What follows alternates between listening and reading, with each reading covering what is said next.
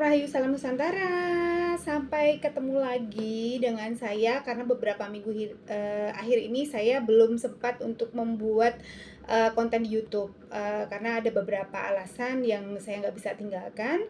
Dan saya ucapkan terima kasih, selamat datang untuk new subscriber di channel saya. Mudah-mudahan apa yang akan saya tampilkan, apa yang akan saya share itu akan bermanfaat untuk semua umat. Tapi kali ini saya agak sedikit receh sih, akan cerita mengenai tentang horor. Dan ini saya disclaim dulu bahwa cerita ini adalah berdasarkan cerita pribadi dan pengalaman yang saya alami sendiri. Dan anyway, lahirku itu Jumat Kliwon.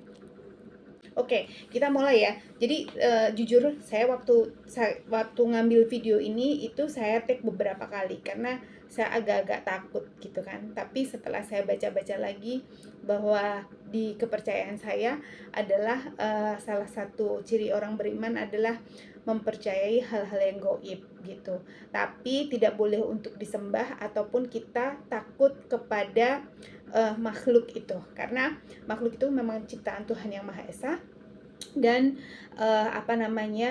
derajat kita lebih tinggi dari makhluk tersebut. Oke, saya mulai cerita ya. Jadi sebelum saya diapesin, nggak tahu saya yang apes atau tanteku yang apes, itu 3 hari berturut-turut. Kebetulan saya hidup sendiri di rumah sendiri, ada di salah satu wilayah di kota Salatiga. Dan memang kotanya itu Salatiga itu kan dingin, dan wilayah saya itu memang wilayah pegunungan yang lembab sekali. Kemudian masih hijau, hamparan itu banyak, yang kalau udah maghrib itu udah sepinya minta ampun. Sinyal susah pasti. Kemudian dalam 3 hari berturut-turut itu mata saya itu aku mulai merinding. Setiap jam 1 lebih 12 menit itu mata saya tuh kayak otomatis kebangun gitu, dan setiap saya lihat itu jamnya sama gitu, jam 1 lebih 12. Dan bersyukurnya saya punya kebiasaan untuk menjalankan ibadah sunnah di malam hari, karena memang waktu itu saya mempunyai keinginan yang besar sehingga saya harus menjalankan ibadah tersebut. Nah, setelah itu 3 hari itu, di hari keempat itu hari Sabtu, hari Jumat, kakak saya itu datang ke rumah saya untuk menemani saya gitu kan, karena beliau akan ada acara besok pagi, kawinan di salah satu hotel di Salatiga. Nah, itu saya bangun lebih dulu, bahkan lebih dulu dari kakak saya gitu, karena itu mata saya udah otomatis lagi setiap jam 1 lebih 12 saya kebangun gitu. Biasanya kakak saya itu yang bangun duluan gitu, ini saya duluan gitu. Saya membersihkan diri, kemudian saya melakukan ibadah sunnah. Kemudian saya bangunkan kakak saya, kamu nggak prepare gitu, gue bahasa Jawa gitu kan, gue tangi ora ados, itu jam 2 kurang. Kakak saya keluar ke teras gitu, karena perumahan kita tuh klaster gitu kan, ke teras. Saya udah habis sholat tuh, teras dia beresin cover motor gitu, karena dia mau pergi pakai motor gitu kan. Di cover, dilipetin karena dia udah nggak bisa tidur lagi. Kemudian udah aku tak adose gitu, itu jam 2 kurang gitu, karena Mbak Yuku, kakakku itu mau berangkat itu sekitar jam 2-an gitu. Oke, dia mandi, saya di depan TV karena nggak bisa tidur. Saya udah melakukan ritual saya lah ya, sesuai dengan kepercayaan saya, memohon kepada Tuhan yang Maha Esa dan macam-macam. Saya beresin tempat TV, saya ngelekar gitulah, kalau nek wong Jawa tuh ngelekar santai gitu. Kamar mandi kakak saya itu di depan sekali, di tempat duduk depan TV yang saya dudukin saat itu. Nah, kakak saya keluar lagi gitu kan, anginnya gede gitu kan. Nah, di rumah saya ini itu rumah kan kosong, saya itu kan nanam sirih rambat gitu loh, sirih wulung sama sirih ijo yang dia ngerambat ke teras, ke carport gitu. Saya keluar gitu kan, saya bilang, adem ya, hawane beda. Artinya tuh gini, pokoknya intinya tuh saya ngerasain bahwa malam itu tuh dinginnya tuh beda banget, amat sangat beda gitu. Karena dinginnya Salatiga tuh saya masih bisa tahan dingin, tapi ini tuh dinginnya itu yang anginnya tuh aneh menurutku gitu kan. Terus saya lihat ranting daun sirih itu kalau misalnya daun goyang itu kan gini ya. Ini aku ibaratkan daun ya. Daun goyang itu kan gini ya. Nah, ini kan alami. Ini enggak, ini kayak diginiin. Nah, kayak dimainin kayak gitu. Nah, setelah itu saya cuma lihat kok aneh ya, daunku kok geraknya aneh. Saya pikir berlalu gitu kan. Terus saya keluar, ih ademnya wagu ya, saya gitu lagi. Kakak saya bilang enggak ah, dia bilang gitu. Tapi setelah itu angin tuh kayak tempuk gitu loh, tempuk dari sisi kanan sama sisi kiri, dari luar perumahan sama dari dalam perumahan tuh kayak tempuk duduk gitu. Kakak saya baru bilang iya ya adem gitu, padahal kakak saya itu orangnya tahan banget sama air dingin gitu. Jadi dia itu tahan mandi pakai air dingin walaupun di Salatiga tanpa water heater gitu, tanpa air panas gitu maksudku. Nah udah kayak gitu kita masuk gitu, udah kakakku tuh cepak-cepak gitulah, prepare gitu mau pergi ke kawinan gitu kan. Akhirnya saya dengan kelakarnya saya kan, karena saya owner dari rumah di situ yang punya akses pintu gerbang itu kan hanya owner gitu kan. Jadi saya bilang, diantar nggak, dia bilang gitu. Ya diantar lah, kamu kan yang bisa buka pagar gitu kan. Ya saya antarlah, itu jam 2 lebih 15 kalau nggak salah. Kakak saya itu berangkat jam 2.15. Saya bukakan, dia naik motor gitu. Dan kalian jangan kepikiran ya di rumah itu tuh yang kayak ada lampunya banyak, kalian pikir di perumahan yang gemerlap gitu tuh, enggak gitu. Biasanya emang gemerlap, banyak lampu gitu, tapi di jalan akses utamanya itu maksud saya itu enggak banyak lampu, walaupun pemerintah udah kasih lampu, tapi menurut saya itu masih minim gitu ya, sehingga menurut saya itu remang-remang kayak gitu. Dan lampunya tuh yang kuning gitu lah, lampu kuning bukan yang putih. Nah setelah itu saya buka, kemudian saya tutup lagi portal. Saya sempat ngelongok, kakak saya mau pergi sampai ngilang, berani nggak, wani nggak? Kakak saya jawab, wani lah, dia bilang kayak gitu. Dia sampai ngilang, otomatis kan saya balik badan kan, balik badan mau balik ke rumah. Kebetulan rumah saya itu ada di main gate, jadi 4 blok dari pintu gerbang. Jadi sebenarnya saya cuma jalan tuh kira-kira nggak nyampe 30 meter. Ya lebih lah, udah kayak gitu,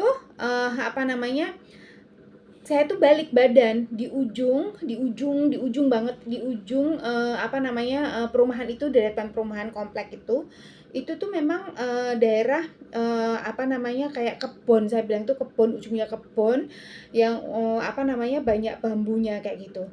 Nah saya tuh cuman batin, kok di rumah pojok tumbenan ya nggak pada nyalain lampu. Dan ini aneh loh, aneh banget, super duper aneh. Seluruh perumahan yang di rumah pojok itu lampu teras mati semua. Demi Tuhan mati semuanya. Biasanya ada satu tetangga saya yang dia itu punya lampboard gitu ya, karena dia jualan dan biasanya nyalain. Aku kan pasti notice, oh di sana apa dia nyala. Ini enggak, ini tuh gelap segelap-gelapnya. Dan saya ingat di rumah pojok itu punya mobil putih. Nah sometimes kalau mobilnya tuh nggak dimasukin ke garasi, dia itu akan parkir di pojokan rumah, tapi buntutnya mobil itu masih kelihatan gitu loh. Nah mobilnya itu warna putih gitu, karena biasanya kan aku ngelihat, nah putih kalau kelihatan dari jauh kan pasti kelihatan kan kayak orang berdiri pakai baju putih. Ini enggak gitu. Saya perhatiin, saya dalam keadaan sadar, saya lagi nggak halu, saya lagi nggak sakit, saya lagi nggak stres, saya lagi fine menurut saya, sehat lahir batin. Kemudian saya lihat di pojok gitu kan, yang persis biasanya mobil itu ada berdiri gitu kan. Saya lihat kayak gitu, loh itu kok gerak ya mobil ya, dan gerak, aduh aku merinding, demi Tuhan aku merinding, ini aku merinding. Terus Jadi setiap saya mata kedip, itu tuh makhluk itu tuh jadi kayak aku tuh mantan temu gitu loh, kayak orang pengantin ketemu. Aku dari arah perumahan, dari arah pintu keluar perumahan, ini dia tuh dari sini. Nah rumahku tuh di tengah gitu ya. Jadi setiap aku kedip itu dia tuh kayak makin dekat, nengah gitu loh. Jalannya tuh kayak loncat menurutku ya, cetik cetik cetik gitu. Nah kebetulan di rumahku tuh dulu rumah kosong. Baru ditempatin 1 minggu oleh tetangga baruku yang cuman nyalain lampu. Jadi yang nyalain lampu itu cuman rumahku sama tetangga sebelahku persis di lampu teras di depan rumahku. Lampunya juga melik-melik bolam kuning sing cilik banget kuwi. Nah, udah kayak gitu, aku logika aku tetap jalan gitu, aku jalanin gitu, itu bukan hantu gitu ya. Tapi kok tetap deket cepet banget gitu loh setiap aku ke depan gitu. Jadi setiap aku mempercepat jalan dia juga cepet jalan gitu.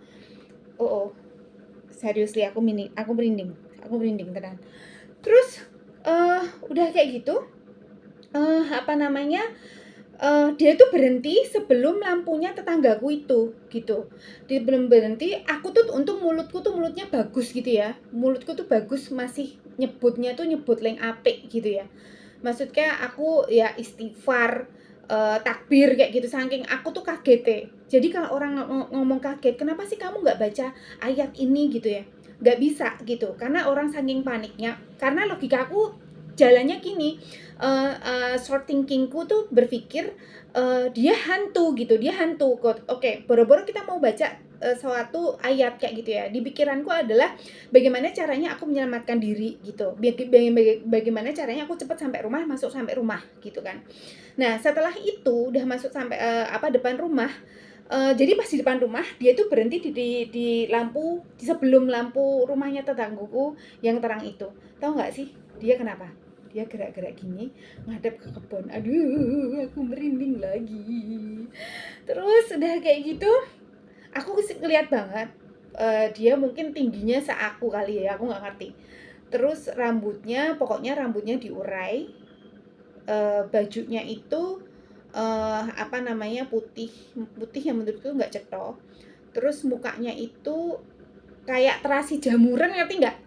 Terasi itu kan hitam, terus keluar jamurnya putih-putih. Nah kayak gitu, itu mukanya tuh kayak gitu. Tapi sebelumnya waktu aku mau ketemu dia itu, ternyata mungkin ini yang dinamakan alam lain gitu. Ini yang mungkin dinamakan alam lain. Aku tuh ngerasa malam itu waktu setelah motornya kakakku hilang, itu tuh aku kayak di dunia atau di alamnya itu yang sepi banget, sepi, terus gelapnya beda, dinginnya itu beda banget. Aku tuh mungkin kalaupun ada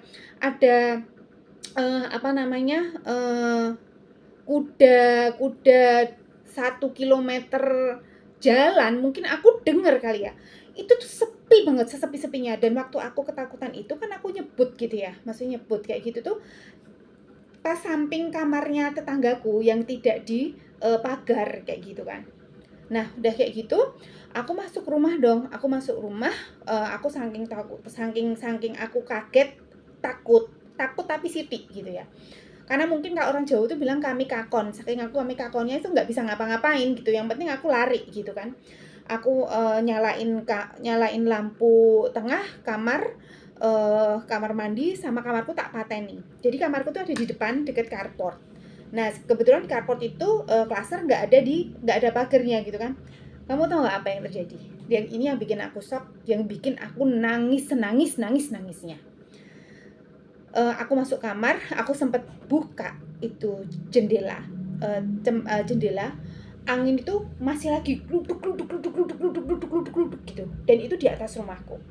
Udah gitu aku kan takut, maksudnya takutnya gini, nanti nek aku diwerui yang aku nggak siap untuk weruh lebih cetol lagi gitu kan. Akhirnya aku tutup dan tahu apa yang terjadi. Sapu di depan kamarku itu dilempar di jendela yang aku tadi ngintip. Itu yang bikin aku shock, karena menurutku ini udah terornya udah sampai ada pergerakan gitu, dan bisa saja ini menyakitin fisikku gitu kan. Aku duduk sebisa-bisanya, aku istighfar, mau ngafalin ayat kursi Allahu la ilaha illa huwal hayyul qayyum, itu tuh kayak kebalik-balik terus gitu loh. Sampai akhirnya aku cuma astagfirullahaladzim, masuknya istighfar aja. Istighfar, udah kayak gitu, siniku tuh kaku semua. Yang aku takut adalah karena di jendela kamarku tuh nggak ada teralis gitu, nggak ada teralis di depan tuh nggak teralis. Setelah aku agak sadar, agak relax gitu ya, aku ambil telepon, aku telepon ibuku dan kakakku yang mungkin udah nyampe duluan di hotel untuk acara kawinan pagi itu. Aku telepon kakakku nggak diangkat, aku telepon ibuku, dan dari itu ibuku bisa ngangkat telepon. Nangislah aku sejadi-jadinya karena aku ngalamin teror sapu yang dilempar itu tadi. Nah, itu jamnya sudah jam 2 lebih 18. Jam 2 lebih 18. Jam 3 lebih 18 menit. Jadi kakakku tadi berangkat jam 3.12. Nah, udah gitu aku nangis, aku cerita itu tadi apa, dia bilang gitu, udah ditutup, kamu nggak apa-apa. Jadi ibuku sebenarnya untuk meyakinkan aku bahwa aku nggak apa-apa gitu. Walaupun sebenarnya oke, aku nggak apa-apa, tapi sebenarnya aku apa. Dan tahu nggak sih, di antara jam 3.18 itu nunggu ngaji, maksudnya di musola sebelah kompleksku itu tuh kayak aku tuh nunggu kayak semalam suntuk. Dan masih lagi kupengku tuh masih tangen. Aku tuh kayak di alam lain yang sesepi-sepinya, yang nggak ada suara apapun, nggak ada suara makhluk hidup lah intinya gitu. Jangkrik nggak ada, tokek nggak ada, pergerakan apa tuh nggak itu. Dan aku tuh kayak memang dibawa ke alam lain kayak gitu. Dan waktu aku ngelihat si Tante Kun itu di pojokan itu tuh kayak ada kayak kabut gitu loh, kayak kabut. Dan kalau aku mau mendeskripsikan si Tante Kun itu kayak apa, dia itu bukan kayak benda padat menurutku. Kalau benda padat itu kan kayaknya bisa dibalang, bisa disawat kayak gitu kan ya. Ini enggak, jadi kayak mungkin dia itu kayak benda ringan, yaitu mungkin yang namanya makhluk gaib ya. Mudah-mudahan ini pengalaman sekali seumur hidupku, aku nggak pernah ketemu lagi. Nah, setelah itu setelah ngaji keluar itu tuh aku baru bisa rileks banget. Akhirnya aku ketidur sampai kelewatan sholat subuh, dan aku baru sholat subuh itu kebangun lagi tuh jam 6 kurang.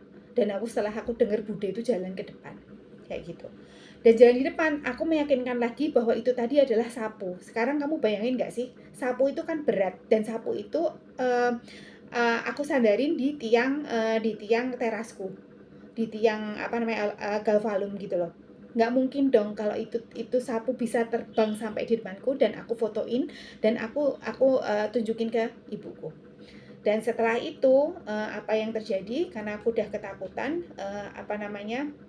akan ada hal-hal yang jelek lagi, sore itu juga ibuku manggil ustadz. Intinya adalah manggil ustadz, dan ustadz bilang, dulu waktu pindah sini belum di sulup-sulupi ya, kalau orang bilang Jawa itu ya gitu ya, sup-supan gitu ya. Karena aku kan di luar negeri, kemudian di luar kota, baik di luar kota juga. Rumah itu memang belum sempat ngaji lah kayak gitu. Akhirnya kita beli ustadz, dibersihin sekalian gitu. Intinya bukan dibersihin tapi dibentengin kayak gitu.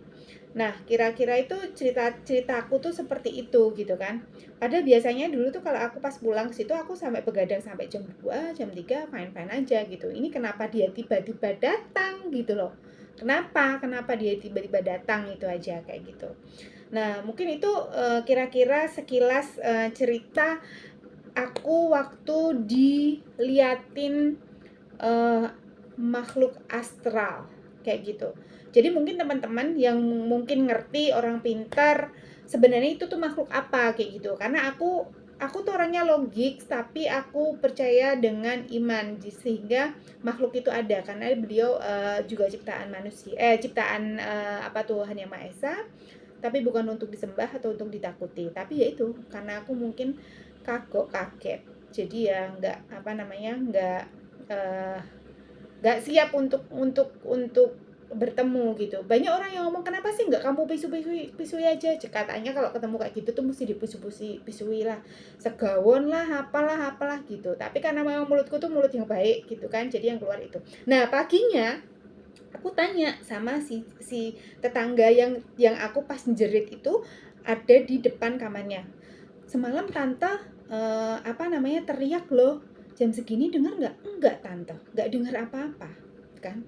Artinya aku nggak tahu nih memang di mana gitu, karena memang aku yakin aku teriak tuh kenceng gitu, aku kenceng banget gitu, dan di depan itu gelap banget, dan anginnya itu beda banget ketika angin itu biasa.